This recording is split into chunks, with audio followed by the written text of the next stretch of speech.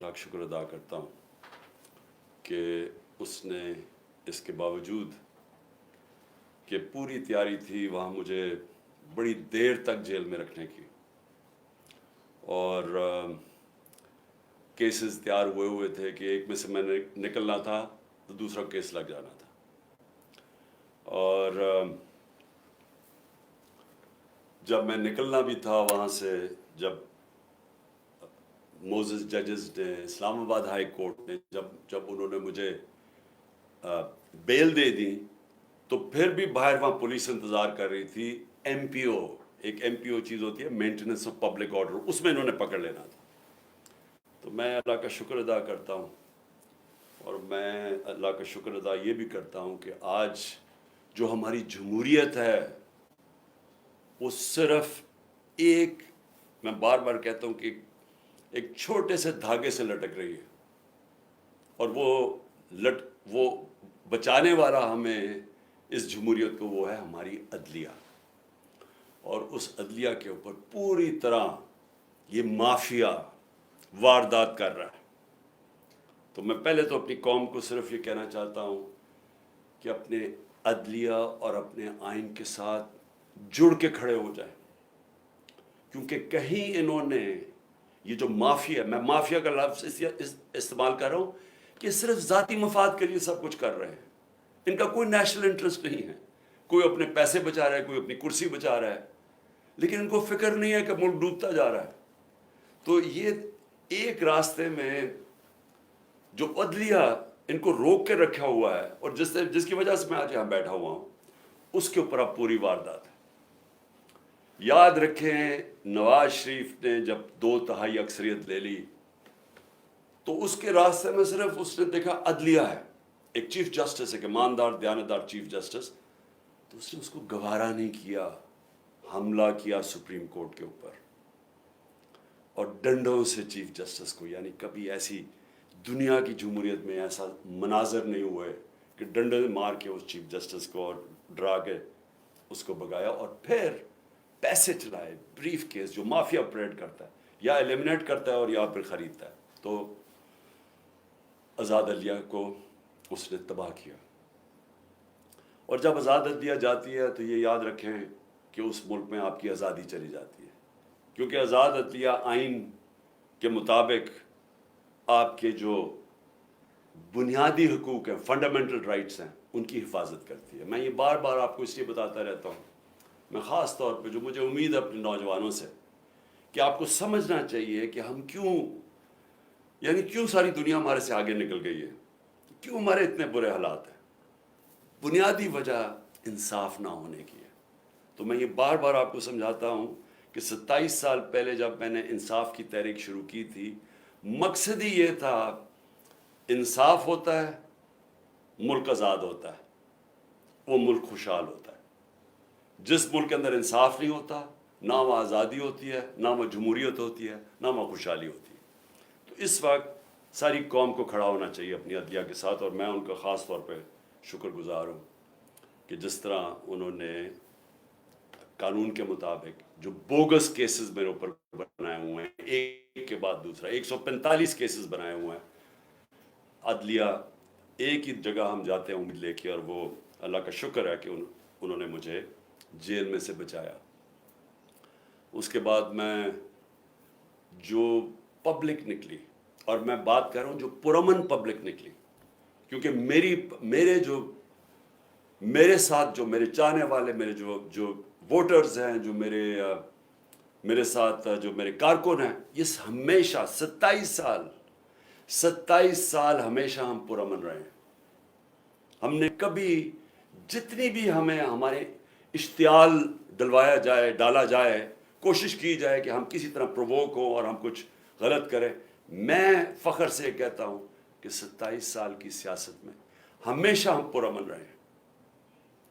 मुझे 25 मई कभी नहीं भूलेगा पिछले साल, और जब ये इम्पोर्टेड हुकूमत और इनके हैंडलर्स जो हैं, इन्होंने पीछे से जोर लगाया था पुलिस को, क्योंकि हमने जब बाद में मुझसे पूछा, क्योंकि हमारी पंजाब में गवर्नमेंट थी, तो हमने पूछा कि तुमने हरकतें की थी, انہوں نے کہا جی پیچھے سے آرڈر تھے, وہ چڑیا گھر سے آرڈر آتے تھے تو وہ ہمیں حکم کرتے تھے.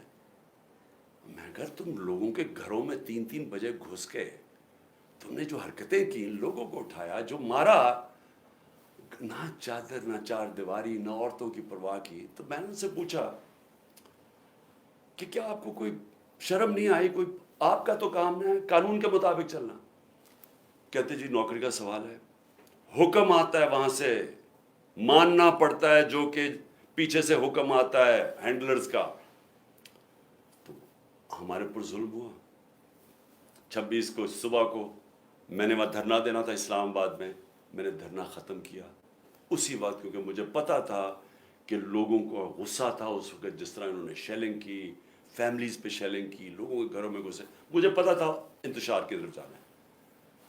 سب کو پتا ہے کہ میں نے 26 کی صبح کو جیسی میں اسلام آباد ابھی ڈی چوک بھی نہیں پہنچا, میں نے کہا ختم. اس کے بعد مجھے گولیاں لگتی ہیں, قتل کرنا. مجھے پتا تھا, پہلے سے پلان بنا ہوا تھا. میں کئی دفعہ آپ کو بتا چکا ہوں کون کون اس کے اندر ملوث تھا. مجھے سارے جو فنکار, جو اداکار اس کے اندر تھی, مجھے سب کے نام پتا ہے, اوپر سے لے کے نیچے تک. جتنے ہم سمجھتے ہیں کہ وہ ایک کا نام جو لیتا ہوں, اس سے بھی اوپر کا بھی مجھے پتا ہے کہ اس نے گو ہیڈ, گرین لائٹ کس نے دی تھی, کون اوپر 2 لوگ تھے جنہوں نے اس کو, اس آدمی کو گرین لائٹ دی تھی. اور پھر ان کے ساتھ وہ جو سویلین ملا ہوا تھا, جو رانا ثناء اللہ اور وہ شہباز شریف. مجھے جب گولی لگتی ہے, کیا میں نہیں, جو ایک قتل اللہ بچاتا ہے مجھے, کیا تب انتشار نہیں ہونا چاہیے تھا؟ تب کیوں نہیں توڑ پھوڑ ہوئی؟ تب کیوں نہیں گراؤ جھلاؤ یہ جو ہوا ہے؟ کچھ نہیں ہوا, کیونکہ یہ میرا فلسفہ نہیں ہے. میں یہ سمجھتا ہوں کہ اگر آپ اپنی پارٹی کو اس طرف لگا دیتے ہیں, اگر پارٹی ایک دفعہ پارٹی کو خون لگ جاتا ہے, جس طرح ہم جب کراچی میں پارٹی بنانے لگے تو انہوں نے کہا جی یہاں تو اگر آپ نے پارٹی بنانی ہے تو آپ کو ملیٹنٹ ونگ بنانا پڑے گا, کیونکہ ایم کیو ایم کے پاس ملیٹنٹ ونگ ہے, باقی بھی جماعتیں ان کے سامنے, سب کے پاس انہوں نے مسلح لوگوں کو رکھا ہوا ہے, آپ بھی رکھیں. یہ آج سے 25 سال پہلے کی بات ہے. میں نے تب ان کو سمجھایا کہ جس وقت آپ اپنی پارٹی میں مسلح لوگوں کو رکھتے ہیں, اس وقت آپ کی پارٹی کی ساری فطرت ہی بدل جاتی ہے. وہ آپ کے بھی اگر آپ کے لیے سمجھتے ہیں نا کہ ہمیں وہ حفاظت کریں گے, وہ پھر دوسری طرف اپنے کام کرنے پہ شروع لگ جاتے ہیں, قبضے شبضے بندوقیں پکڑ کے پھرتے ہیں. میں نے کہا میں نہیں کرتا, ہماری پارٹی بڑھے نا کراچی میں, کیونکہ جو وہ ڈر ہوتا تھا کہ ایم کیو ایم کی, اس طرح خوف ہوتا تھا کہ جی ہم حفاظت کیسے کریں گے اپنے آپ کو ان سے. سب میں نے کبھی یہ نہیں کیا. اس کے بعد جی 26 نومبر آئی, کم از کم 4 لاکھ لوگ تھے پنڈی کے اندر. صرف ہم نے جانا تھا وہاں سے واک کر کے اسلام آباد, وہاں انہوں نے پولیس جمع کی ہوئی تھی. پھر مجھے پتا چلا کہ میں نے کہا ویسے لوگوں کو, ایک تو تھا کہ مجھے گولیاں لگی پہلی دفعہ, میں خیر اس وقت میں ٹھیک بھی نہیں تھا, وہی کال آف کر دیا, واپس آ گیا وہاں سے. لوگ مایوس ہوئے کہ جی آپ وہ سارے تیار ہوئے تھے اسلام آباد جانے کے لیے, کیونکہ 3 دفعہ ہمارے خلاف دھرنے دیے گئے تھے یہ پی ڈی ایم کے لوگوں نے, ایک ایف آئی آر نہیں کاٹی تھی کسی کے اوپر. موقع دیا, آئیں جی آئے بشک. انہوں نے 25 میں پہ بھی ہمارے پر پتہ نہیں کتنی ہزاروں ایف آئی آرز کاٹی. پھر اس کے بعد میں نے جب دیکھا کہ اگر ہمارا یہ حق تھا, پرامن احتجاج ہمارا حق ہے, ہم نے نہیں کیا. میں اس کے بعد آگے آ جاتا ہوں 8 مارچ کو سب کو پتہ یہاں کیا ہوا. الیکشن ریلی شروع ہو رہی ہے, پتہ چلا جناب دفعہ 144 لگا دیا. الیکشن ریلی, الیکشن اناؤنس ہو چکا ہے, دفعہ 144 کیسے لگتا ہے؟ پورا پلان کیا ہوا تھا انہوں نے. ایک پلان کے تحت چاہتے تھے کہ تشدد ہو یا انتشار پھیلے, کیونکہ الیکشن سے بھاگ رہے ہیں. سو ایک چیز, بنیادی چیز آپ سب نے سمجھ لی, جو لوگ الیکشن چاہتے ہیں وہ انتشار نہیں چاہتے. جو لوگوں کو خوف آیا ہوا ہے کہ الیکشن میں ان کی تباہی ہو جانی ہے اور ان کا نام و نشان ختم ہو جانا ہے, وہ الیکشن نہیں ہونے دینا چاہتے, لہٰذا وہ چاہتے ہیں انتشار. یہ اب بنیادی پوائنٹ سمجھیں. اور میں سارا وقت اپنے لوگوں کو, جب ضلع شاہ کا انہوں نے تشدد کر کے اس کو قتل, اس کی جب ڈیڈ باڈی کی تصویریں آئیں, یہاں غصہ تھا. ہم نے اگلے دن پھر ریلی اناؤنس کی, انہوں نے ہمیں اجازت نہیں دی سب نے کہا جی ہم کریں گے ریلی، کینسل کی. اس سے اگلے دن عدالت سے اجازت لے کے پھر ریلی کی، سب قانون کے بیچ میں رہ کے کیا. تو میں اب آتا ہوں جو میرے گھر سے ہوا. پہلے تو یہاں انہوں نے غیر قانونی طور پہ میرے گھر پہ حملہ کر دیا. 24 گھنٹے میرے گھر کے اوپر حملہ کیا انہوں نے. کوئی اس کی تاریخ نہیں ہے پاکستان میں. ہم نے کوئی اس کے بعد آرڈر نہیں کیا کہ جلاؤ، گھراؤ، اٹیک کرو لوگوں کو. 18 تاریخ کو مارچ کو جب میں اسلام آباد جاتا ہوں میجسٹریٹ کے عدالت میں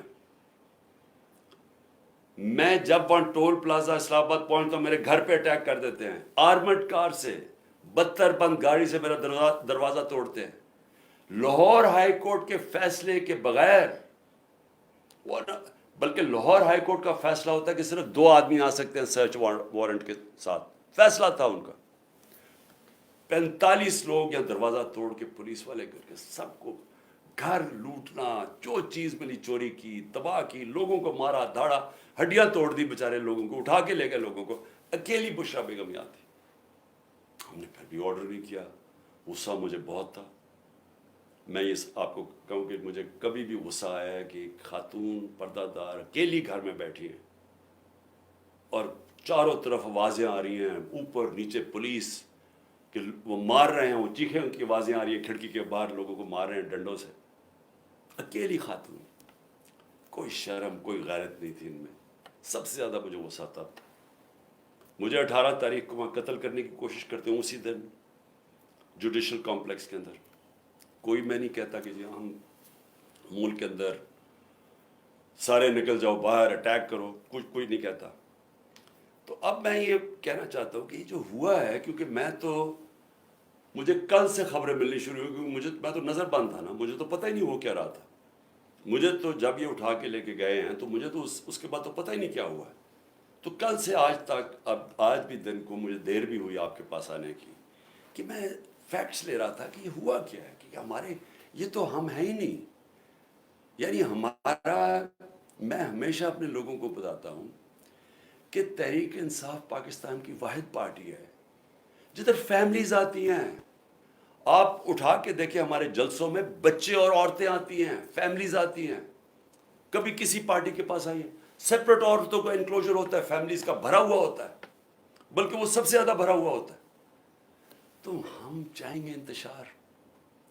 اگر ایک پارٹی کی کال پہ پہلی دفعہ پاکستان کی تاریخ میں اس تعداد کے اندر خواتین نکلتی ہیں تو آپ انتشار چاہیں گے. تو میں نے تم سب کو کہا ہوا ہے کہ ہمیشہ وہ چیز کرو، انتشار سے بچو. ہم نے کبھی انتشار میں نہیں پڑنا. تو جو پھر میں آہستہ آہستہ مجھے اب چیزیں سامنے آ رہی ہیں، تو میں اس لیے آپ کے سامنے تھوڑی مجھے دیر بھی ہوئی. تو پہلے تو میں ذرا بتانا چاہتا ہوں کہ میں نکلنے سے پہلے، جب میں اسلام آباد نکلنے لگا تھا، مجھے پتا تھا انہوں نے کرنا، حالانکہ میرے اوپر کوئی کیس نہیں تھا، سب بیلز تھی. لیکن یہ اتنے بدنیت اور گھٹیا لوگ ہیں، اور 145 کیسز تھے، سب میں بیلز تھی. مجھے ایک خبر مل گئی کہ انہوں نے مجھے پکڑنا. میں یہ چاہتا ہوں کہ پہلے دیکھ لیں کہ میں نکلنے سے پہلے کیا کہا تھا اور پھر میرے سے ہوا کیا.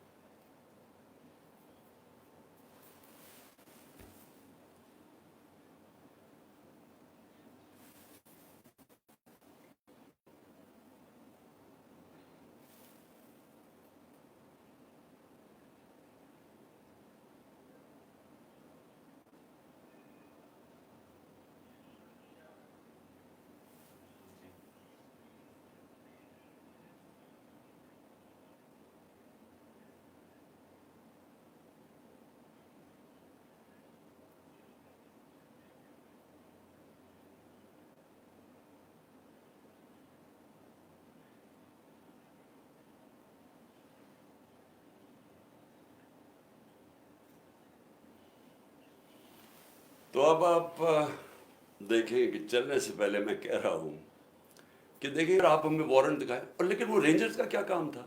یہ تو پولیس کو آنا چاہیے تھا. فوج کا یہ کام تھا کرنے کے لیے. اور اس کے بعد دروازے توڑ کے لوگوں کو مارا، زخمی کیا انہوں نے، میرے سر پہ مارا انہوں نے، اور اس کے بعد اس طرح لے کے گئے کہ ساری دنیا نے دیکھا کہ ایک پاکستان کی سب سے بڑی پارٹی کا سربراہ، وہ پاکستانی جس کو ساری دنیا اور پاکستان 50 سال سے جانتا ہے، پہلے کرکٹ سے مجھے 20 سال جانتے تھے، جو پاکستان کی تاریخ کا سب سے بڑا خیراتی کام کیے ہیں، جس نے بڑے خیراتی ادارے دنیا میں، اور ہوتا نوبیل پرائز ملتا انہیں کے اوپر، 2 بڑے کینسر ہاسپٹل، تیسرا بن رہا ہے، 1 یونیورسٹی، سب خیراتی، اور پھر القادر جس کے اوپر میں بعد میں آتا ہوں، تو اس کو اس طرح پکڑ کے، جس نے اپنی ساری 50 سال کا جو پبلک لائف ہے، ایک کرمنل کیس نہیں تھا، تو پچھلے چند مہینے کے اندر 145 کیسز کر دیے، دہشت گردی کے، غداری کے، کہ کسی کو ڈرٹی ہیری کہہ دیا، اور سائیکوپیتھ، غداری، ملک سے غداری ہو گئی، جو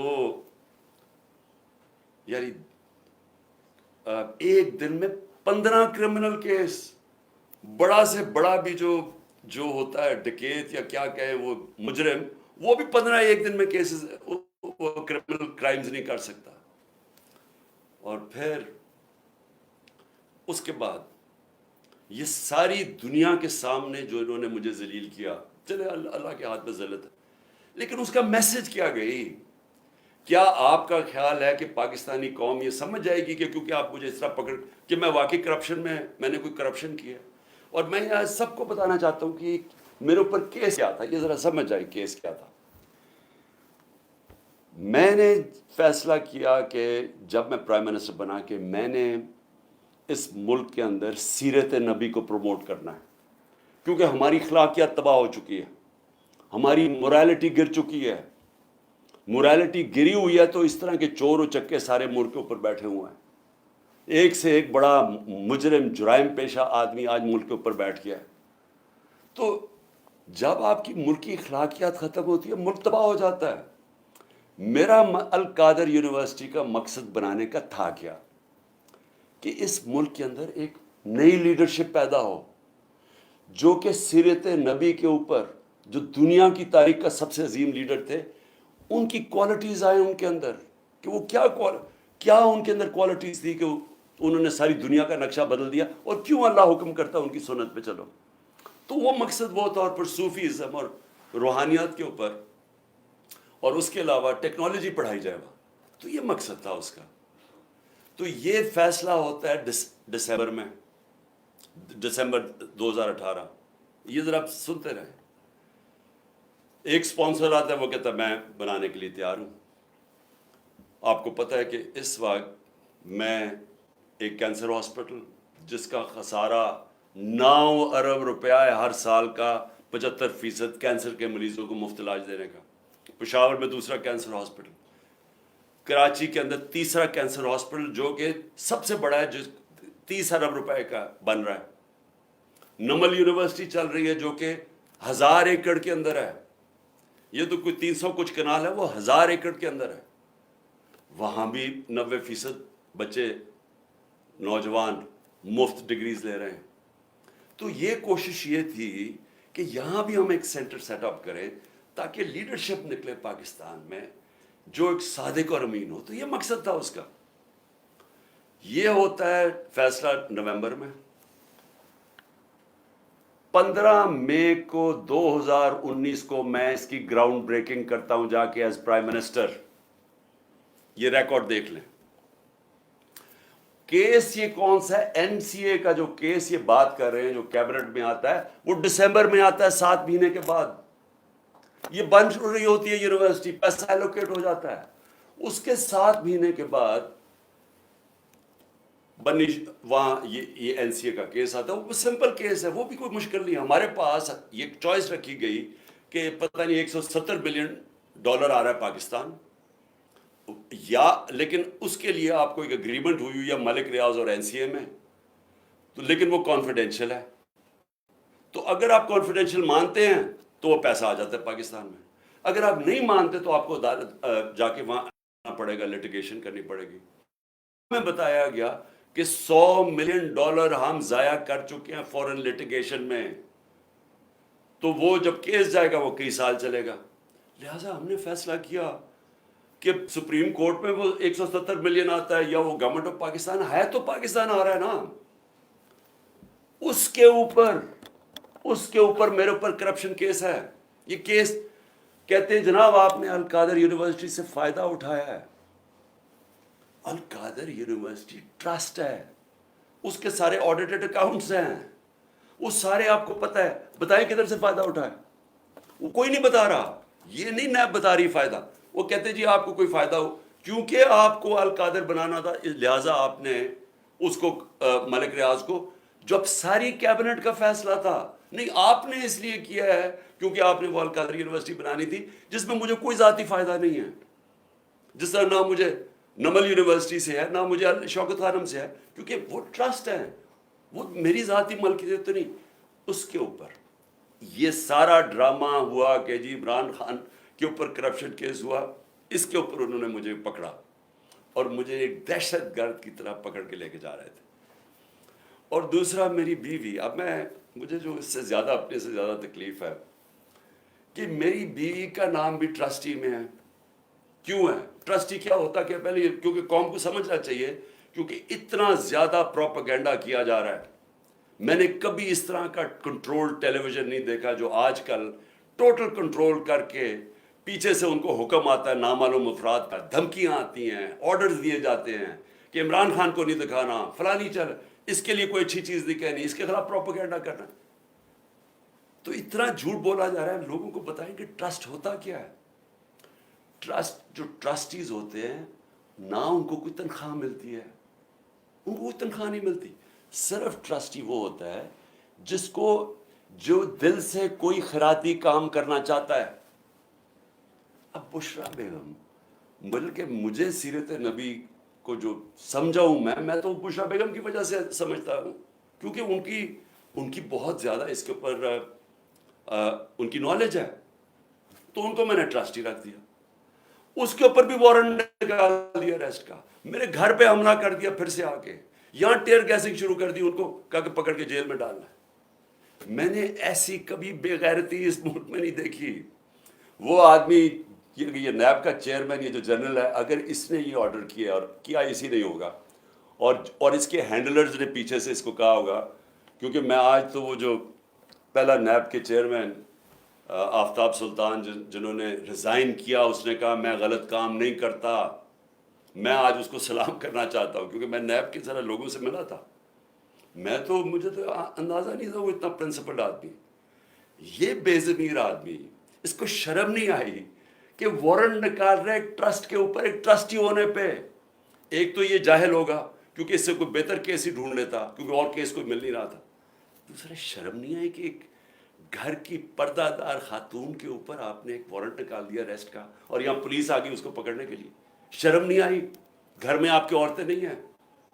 یا آپ اتنے بے شرم ہیں کہ آپ کی عورتوں سے یہ کچھ کرے گا تو آپ کو کوئی فرق ہی نہیں پڑے گا؟ آپ اتنے بے غیرت ہیں. آپ بھی بے غیرت ہیں، اور جو آپ کو ہینڈلرز جو یہ کروا رہے ہیں وہ بھی بے غیرت ہیں، کیونکہ کوئی غیرت مند آدمی، آنریبل آدمی ایسی حرکت نہیں کر سکتا جو آپ نے کی ہے. بے ضمیر بھی ہیں، بے غیرت بھی ہیں، چھوٹی سی تنخواہ کے اوپر اپنا ضمیر بیچ رہے ہیں. آپ کی یہ اتنی سی اوقات اور قیمت. تو اب میں آگے چلتا ہوں. لو جی، اس کے بعد مجھے نہیں پتا ہوا کیا، مجھے تو انہوں نے بند کر دیا. تو جب میں نکلا سپریم کورٹ میں تو مجھے ججز نے، میں تو سیدھا وہاں سے سپریم کورٹ گیا، انہوں نے مجھے پوچھا کہ جی یہاں تو بڑا انتشار ہوا ہے، توڑ پھوڑ ہوئی ہے. میں نے ان کو کہا کہ یہ ہم نے کبھی ایسی چیزیں نہیں کی.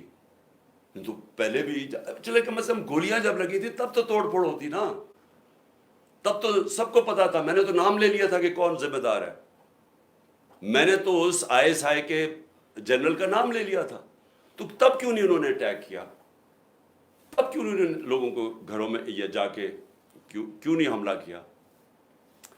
تو جو اب سے مجھے پاس معلومات آ رہی ہیں، میں یہ چاہتا ہوں کہ یہ ایک چھوٹی سی آپ ذرا ویڈیو دیکھ لیں تاکہ آپ کو اندازہ ہو کہ یہ ہوا کیا ہے. کیونکہ مجھے ابھی تک، میں چاہتا ہوں اس کے اوپر پوری انویسٹیگیشن ہو اور انڈیپینڈنٹ ہو. میں چاہتا ہوں جو بھی سرکاری بلڈنگز جلائی گئی ہیں इन्वेस्टिगेशन हो कि इसके पीछे कौन था। मैं चाहता हूं कि जो बेचारे नौजवान, नहत्ते नौजवान, जो एक हकीकी आज़ादी के लिए और जो उनका हक है कि पुरअमन एहतजाज करना, जो हमेशा हमने किया है, उनको सीधी गोलियां मारी गई हैं। और जो पता नहीं कितने 100 लोग इस पर पड़े हुए हैं, गोलियां उन्हें लगी हुई हैं, जो अस्पतालों में पड़े हैं। मैं इस सब के ऊपर इंक्वायरी चाहता हूं, लेकिन इनसे नहीं चाहता। मैं चाहता हूं कि चीफ जस्टिस सुप्रीम कोर्ट, आप अपने नीचे कोई पैनल बनाएं इंडिपेंडेंट। जिस तरह मैंने शुरू में कहा था कि मुझे इंसाफ नहीं मिलने लगा क्योंकि मुझे पता था जिन्होंने मुझे गोलियां मारी हैं वो इतने ताकतवर हैं कि वो नहीं यहाँ इन्वेस्टिगेशन होने देंगे, ये आज भी नहीं होने देंगे। इसलिए इंडिपेंडेंट इन्वेस्टिगेशन करें, क्योंकि इसमें बड़ी जो मुझे चीज़ें पता चली, आपको बड़ी बड़ी चीज़ें पता चलेगी इस कौम को, कि कौन ये चाहता था कि इंतशार हो और किसने फ़ायदा उठाया इसका फ़ायदा उठा के जो ये बड़ी देर से चाह रहे थे, सारी तहरीक इंसाफ की लीडरशिप को इन्होंने जेल में डाल दी। अब तक 3,500 वर्कर हमारे पकड़ के जेल में डाल दिए, अभी भी पकड़ रहे हैं वर्कर्स, और सिर्फ मौके का फ़ायदा उठाया इन्होंने। मैं अभी आपको बताऊंगा कि बाकी इन्होंने क्या किया है। इसकी आड़ के अंदर के जी बहुत बड़ा तहरीक इंसाफ कोई दहशतगर्द जमात है, उसने क्या क्या जुल्म किया है, उसको उठा के बहाना बना के इन्होंने क्रैकडाउन शुरू कर दिया। वो जो ये पहले से ही चाहते थे, केसेस तो पहले ही हो रहे थे, पहले हमारे एक दफ़ा इन्होंने 5,000 वर्कर पकड़ लिए थे। तो लेकिन ये ज़रा आप ये ज़रा वीडियो देखें प्लीज़।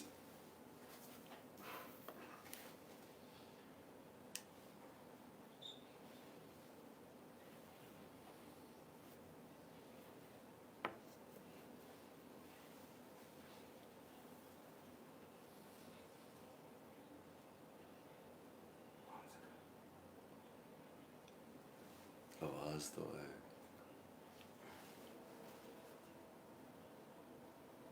बस